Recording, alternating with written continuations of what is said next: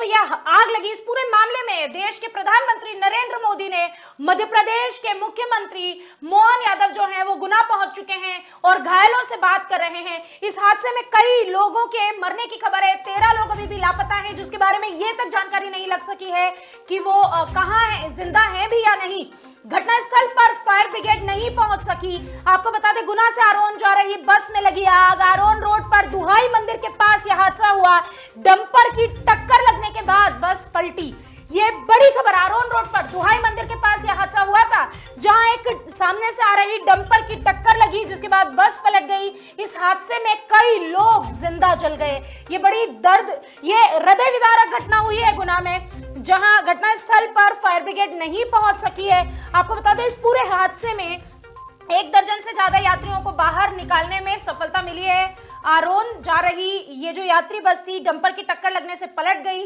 रात 8:30 बजे का ये पूरा मामला है। इसमें प्रधानमंत्री नरेंद्र मोदी ने जो है एक्स पर संवेदनाएं व्यक्त की है। उन्होंने वहां पर जो लोग इस दुर्घटना में जो मृत हुए हैं उनके परिवारों के प्रति भी संवेदनाएं व्यक्त की है। साथ ही इस पूरे मामले में मध्य प्रदेश के मुख्यमंत्री जो हैं वो गुना पहुंच चुके हैं और इस वक्त हमारे साथ हमारे गुना से संवाददाता जुड़ गए हैं।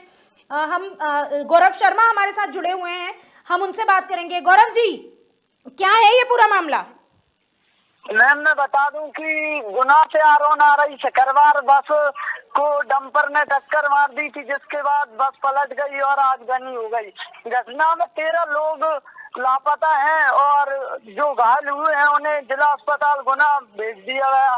भाई अगर बात करें तो एम्बुलेंस की, तो मौके पर एम्बुलेंस पहुंच गई, लेकिन दमकल की जो गाड़ियां हैं वो आधे घंटे तक भी नहीं आई। जब कॉल किया गया तब आधे घंटे बाद एम्बुलेंस और दमकल की गाड़ियां आई। इसके बाद से सभी घायलों को गुना जिला अस्पताल ले जाया गया। गौरव जी, ये पूरा हादसा जो हो गया, जिसमें अभी वहां मुख्यमंत्री पहुंचे हुए हैं, डॉक्टर मोहन यादव पहुंचे हैं, क्या स्थिति है? कैसे मिले हैं वो? परिवारों से मिल रहे हैं, घायलों से मिल रहे हैं? जी, मैं बताना चाहूंगा, मुख्यमंत्री मोहन यादव भी आज गुना दौरे पर हैं। वही घटना स्थल पर पहुंचेंगे और मरीजों से भी उन्होंने चर्चाएं की हैं, भाई फटकार लगाई हैं जो अव्यवस्थाओं को लेकर। और एक और बात बताना चाहूंगा मैं, तत्काल रूप से जो गुना के सीएमओ और आरटीओ हैं उन्हें निलंबित कर दिया गया है। तो जो हम अभी हमारे संवाददाता ने हमको माफ कीजिए, जो जानकारी साझा की है कि उन्हें निलंबित कर दिया गया है, यानी कि एक्शन ले लिया गया है। साथ ही साथ हमारे साथ गुना से भारतीय जनता पार्टी के विधायक पन्नालाल शाक्य जी जुड़ गए हैं। शाक्य जी, क्या ये जो हादसा हुआ है गुना में, इतने सारे लोग जो हैं वो इस पूरे हादसे में उनकी मृत्यु हो गई है, जिंदा जल गए हैं लोग। इस पूरे मामले में प्रधानमंत्री नरेंद्र मोदी ने भी ट्वीट करके लिखा है कि गुना में सड़क हादसा हुआ हृदय विदारक है, जिसमें लोगों ने अपने परिजनों को खोया। उनके प्रति मेरी गहरी शोक संवेदनाएं हैं। इसके साथ ही दुर्घटना में घायल सभी लोगों के जल्द स्वस्थ होने की कामना करता हूं। राज्य सरकार की देखरेख में स्थानीय प्रशासन पीड़ितों की हर संभव मदद में जुड़ा हुआ है। स्थानीय प्रशासन, आप स्थानीय विधायक हैं, आपका जैसे ही ये जानकारी मिली है, प्रशासन किस तरह से घायलों को बचा रहा है या किस तरह की गतिविधियां चल रही है गुना में? ये घटना जिस समय घटित हुई है उसके ठीक आधा घंटे बाद मुझे मालूम पड़ा, तो मैं अस्पताल में पहुंच गया था।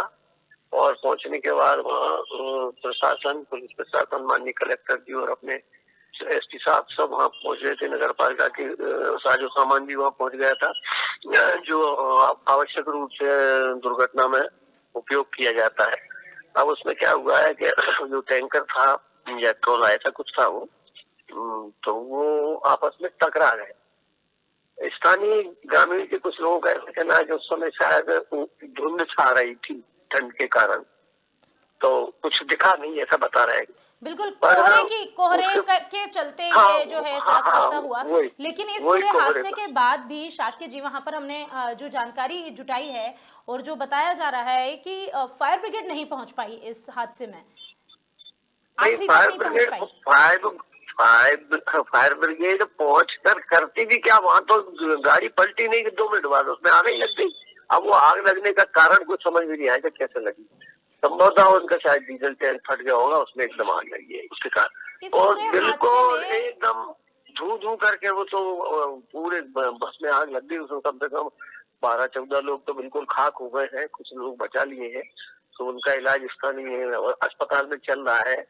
और उसी समय मैंने वहाँ जो अस्पताल के सीएमओ हुए उनको बता दिया था, मैंने कहा कि जो घायल है, जिनको लग गई है, वो उनका आप उपचार करिए, तो बिना कोई लाग लपेट के फटाफट उपचार करो, जिससे ये सुरक्षित बचे रहे। उसमें एक बड़ी गजब की घटना सुनने में आई कि एक महिला गर्भवती थी, वो बच गई है और उसका गर्भ भी सुरक्षित है। ये परमात्मा की बड़ी देन है। चलिए ये तो चलिए बहुत अच्छी बात है, लेकिन शाकिर जी एक सवाल है मेरा। सीएम मोहन यादव ने इस हादसे के बाद मृतकों और जो घायल हैं उनके परिजनों को आर्थिक सहायता देने का भी ऐलान किया है। वो मिले हैं और उन्होंने उसमें कुछ घोषणा की है, तो वो मेरे उसमें नहीं आया अभी ध्यान में। मैं साथ नहीं था, पर मैं शायद सुन नहीं पाया।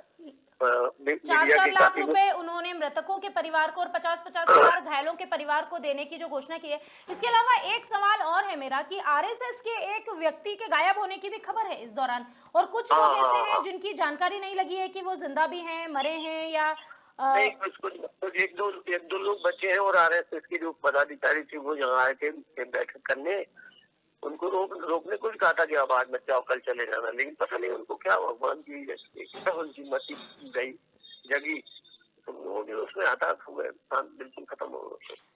मनोहर लाल शर्मा जी जिनकी मनोहर लाल शर्मा जी, वो भी शांत हो गए। काफी लोग, कुछ लोग उसमें जेल से भी छूट के आए थे, 5-6 लोग। आप देखो ईश्वर की क्या गति, वो महिलाएं छूट के आई थी और वो भी उसी बस में सवार थे, वो भी सब हो गई भगवान जी। एक बहुत ही हृदय विदारक घटना आपके क्षेत्र में हुई है इस वक्त, जहां बहुत 17 लोग जो हैं वो गंभीर रूप से घायल है, 14 लोगों की मौत हो चुकी है, 13 लोग जो हैं उनका अभी अता पता नहीं है जिंदा है, मर गए या कहाँ गए।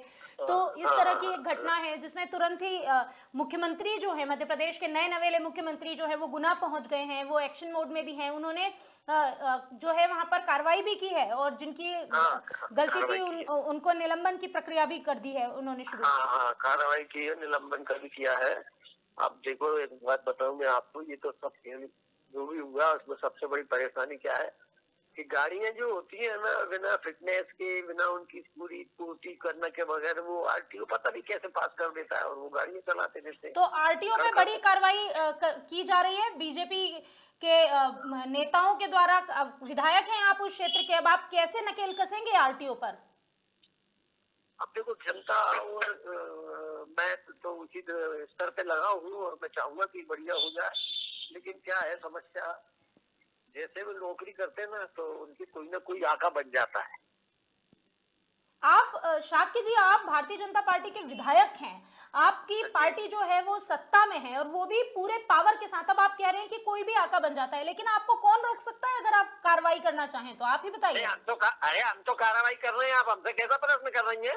हम तो यही कह रहे हैं कि आप कह रहे हैं कि आरटीओ की वजह से हुआ है, तो आप आरटीओ पे क्या कार्रवाई करेंगे आगे आने वाले समय में? आरटीओ को सस्पेंड कर दिया ना उसके आगे, ताकि आगे ऐसी घटनाएं ना हो, क्योंकि अभी तो कोहरा लंबा चलेगा, अभी तो और 2 महीने का समय, 1 महीना तो और चलेगा कोहरा, ऐसी दुर्घटनाएं ना हो इसके लिए।